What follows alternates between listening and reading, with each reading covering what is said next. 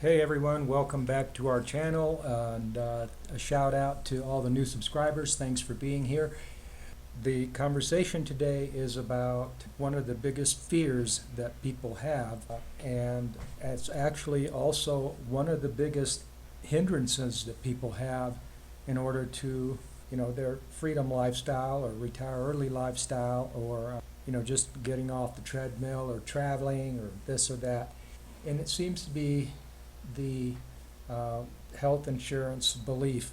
Now, I say this as a belief because that's what it really is. It is a belief. And in order to understand how it becomes a limiting belief, I'm going to talk to you about an example of some friends of ours that years ago, when they first came to Ecuador, they were going out to eat, as a lot of expats do. They go out a lot to eat when they go abroad. That's one of the things that is one of the benefits, because it's for one reason or another, lower cost, whatever. And so the more of this you do, the more you expose yourself to the potential of food poisoning. And it turns out that my friends came down with some sort of illness or food poisoning, and they went to the emergency room. And typically, when you go to an emergency room, you're not going to be in a the reason people go to an emergency room is because it's an emergency. You're feeling so ill that in some cases it feels like you're going to die. Why else would somebody go to an emergency room? If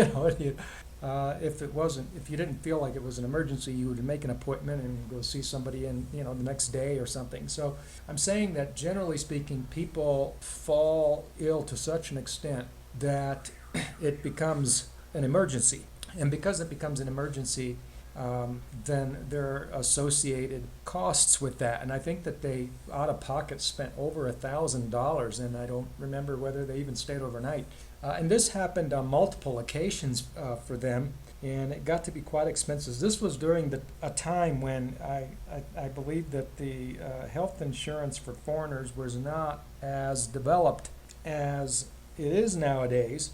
But again, when we start talking about this, we have to go back to the idea of beliefs. The thing is that we fall into, when we have these kind of conversations, we fall into two camps. And the two camps have to do with belief and what we believe in. How we believe tends to be a manifestation of how we've been living our life up until this point in time. And so what it comes to be is that if, for example, a majority of the people, whereas we set ourselves aside as a family, a couple that has lived the retire early lifestyle pretty much all their lives. We've avoided the 9 to 5, the workaday routine. We've lived our life, a balanced life, every day, every week, and therefore, because of that, the ability, the idea that we're actually living this way on a daily basis for so many years, just naturally, our lives manifest themselves in such a way that they have nothing to do with a lifestyle that is the complete opposite of that, which is, the 60 hours a week, the 70-hour a week corporate lifestyle, the working, even if it's in your own business, just having an imbalanced life where all you do is you give yourself to a company, and this is not a judgment. This is just a discussion to say that these are diametrically opposed lifestyles. And because you have diametrically opposed lifestyles, you have diametrically opposed beliefs. So the beliefs come from lifestyle and choices.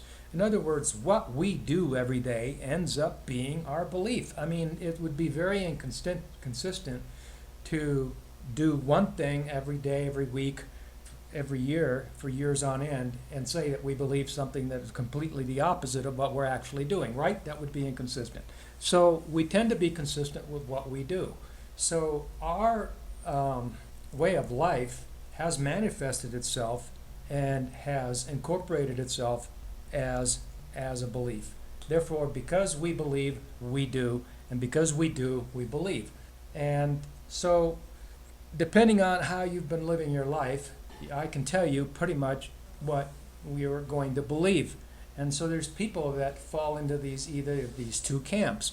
And I would have to say that the majority of people are going to be in the camp of people that, have pretty much devoted their lives to their business or their company, and therefore have established themselves in a certain way, a certain belief system. That being that you don't have any time to learn how to be comfortable with your body.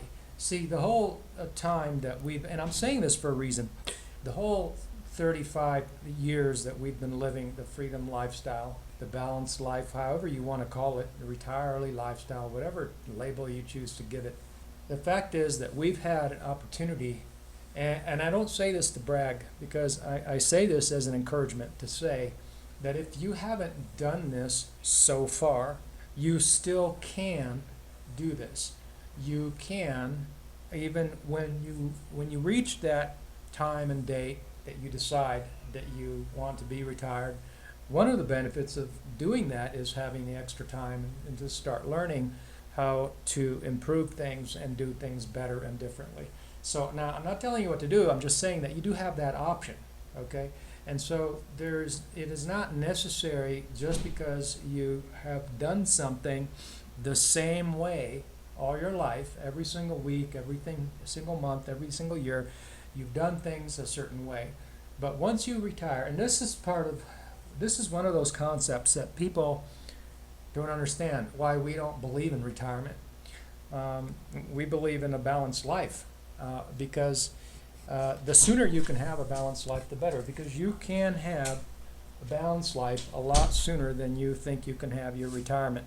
And speaking about having that balanced life or not having it is what our belief systems, how our belief systems manifest themselves. And so it isn't necessary to try to convince someone that, which is what we got the last time we had a similar discussion about this in the comments, is people trying to convince us that out of fear we should do things this way or that way. We don't live our lives based on fear. We know that there's always things beyond your control and this or that or the other. But those kinds of things can also be mitigated in different ways.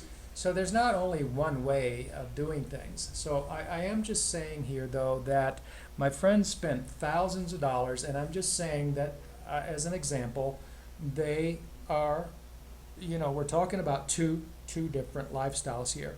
And they were in that camp of that lifestyle where all of their lives they've always deferred everything to institutions, experts, this, that, and the other. Why? Because there's no time in the lifestyle to ever have an opportunity to become comfortable with understanding your body, being confident that your body is designed to heal itself, learning what it takes to be a healthy person, and learning what it takes to trust in your body and to nurture your body and to help it back to health.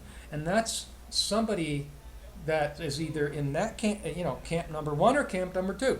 You're either in camp number 1 or you're in camp number 2, okay? And that's what I'm saying, is that these friends of ours spent thousands of dollars. When they came here, they got the food poisoning or what have you, and at the time it feels like an emergency. You think you're going to die, and so you go to the emergency room, and at the time you're not going to be in any mood to try to bargain or argue about price. That isn't going to happen. So the whole setup is really kind of charged against you. It's already working against you from the very beginning, and therefore you end up being at the mercy of these institutions that literally are taking advantage of you. Or you could say, well, they're providing a service to someone that doesn't have a clue what to do themselves. Whereas now that's camp number 1 and camp number 2. Like when we go out to eat, we always take 2-3 cloves of garlic with us, because we understand what food poisoning is. It's bacteria based. It's without going into detail, So you take the natural antibiotic with you, and you're always eating that raw garlic. We had some expats that took us out to lunch once, and I explained to him, because he asked me, how do you avoid getting sick? Because that was a main thing, people getting sick. And I pulled out my garlic and I showed him, and his main concern was the odor. I mean, come on, you've got to figure out your priorities here, okay? Your priorities. You want to be at the mercy of these institutions, with emergency room, bills and this kind of thing. So the bottom line is that we never ever went to an emergency room. We never felt ill to such an extent because we believe that, and there we go again with belief. Belief manifests into what you do. And what we do is we practice prevention. And prevention, an ounce of prevention is worth a pound of cure. And so, I mean, carrying 2 or 3 cloves of garlic is way cheaper, easier, more convenient, and more comfortable, less pain and less stress, right, than to have to take a risk to, end up in the emergency room and having to foot over $1,000 for an emergency bill, and being under the stress and the panic of not understanding your body and what's happening and this kind of thing. So, 2 different camps here, folks, and I just want to make this video to encourage you to understand that if you're coming off the treadmill, if you're retiring early or whatever you're doing, that just because you've been doing things a certain way up until this point in time, and I'm not telling people what to do, I'm just telling you that you have options. Once you get off of camp number 1, you can be in camp number 2, and we encourage you to consider being in camp number 2, being within that camp where you become more comfortable with understanding what it takes to nurture your body, to avoid illness, and to be someone that's confident and healthy, and that even if and when, because we're not invincible, things and conditions aren't always ideal. Sometimes there are things beyond our control. There are things that stress out our immune system that we weren't aware of, like altitude or this or that. So there's always the possibility that you fall ill, even though you do all you can not to. But even in those circumstances, right, we manifest by doing the fact that we become comfortable with nurturing our bodies. For example, if I get flu symptoms and I get ill, I am committed to staying home and nurturing my body and resting and staying in bed and drinking my garlic water and just doing all of the things that I need to do to keep my body in a low stress state and nurture it and help it heal itself, and having the confidence and the understanding through the doing, through the experience, and understanding that the body is designed to heal itself. And you know what that does? It gives you a confidence and an understanding that you no longer have to be subject to the whims of an institution. There's a place and time for everything and everyone. I'm just saying that if for people that are in camp number 1, if that's where they're at, great for them. But it's not universal that people automatically are going to need or want the assistance of these institutions. For example, these institutions, when you take a look at them, you look at the millions and millions of dollars that were poured into the buildings and the licensing and the doctoring and of this and of this and of that. Does any of that foster any confidence whatsoever that they don't have a vested interest in the continuity?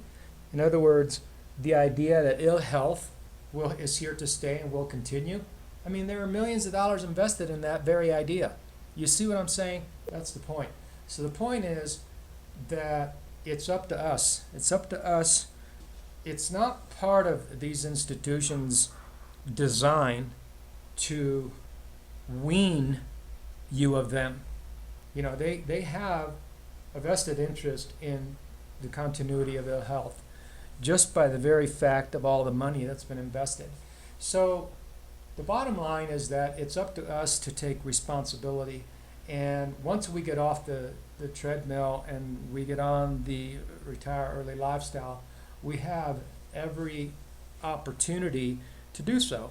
And so I just want to encourage you today to understand that, because the last time I had a discussion like this, there's a lot of people trying to convince somebody like me of why I should do things the way people in camp number one do.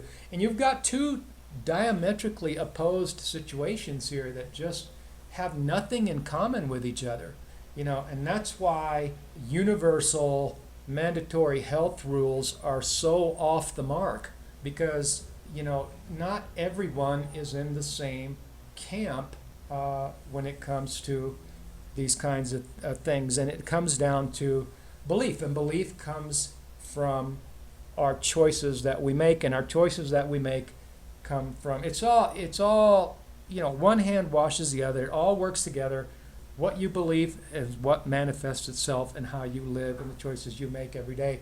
But the great thing about that is that you're not stuck in that. You can change. You can make a change. You can become more free. You can have a more balanced life. You can learn to be more confident into respecting your body. You don't have to fall prey to predatory institutional practices, and we don't have to feed in these institutions that are inherently designed for the continuity of ill health in order for their very own survival. I hope you understand what I said here, and I hope to encourage you to jump off the treadmill and live the balanced life and retire early lifestyle as soon as possible, and that one of the benefits of such a lifestyle is that you become more comfortable in understanding how your body works, and that you can nurture it into good health without becoming enslaved by institutions and those that would use such institutions to enslave the minds and bodies of the people. Thanks for staying with me, and if you like my videos, give it a thumbs up, subscribe, help pass the videos around, and thanks again. Have a wonderful day.